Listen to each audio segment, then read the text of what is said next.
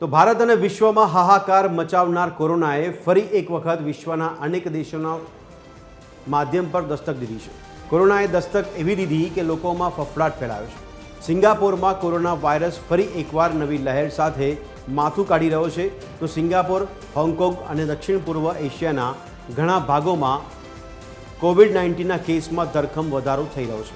આ વખતે સંક્રમણ માટે ઓમિક્રોનના નવા વેરિયન્ટ JN.1 અને તેનો સબ વેરિયન્ટ LF7 અને NB.1.8ને જવાબદાર માનવામાં આવી રહ્યા છે। કોરોનાનો કહેર સૌથી વધુ સિંગાપોરમાં છે। મે મહિનાની શરૂઆતમાં સિંગાપોરમાં 14,000થી વધુ કેસ નોંધાયા હતા। તો એપ્રિલના છેલ્લા અઠવાડિયામાં આ સંખ્યા 11,100ની આસપાસ હતી।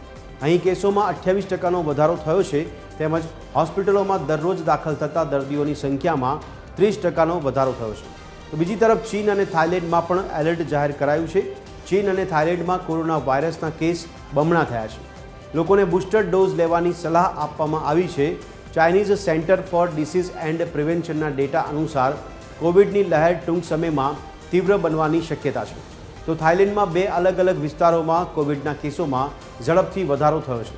જોકે ભારતમાં હજુ તેની અસર થઈ નથી, તે દેશવાસીઓ માટે રાહતના સમાચાર છે।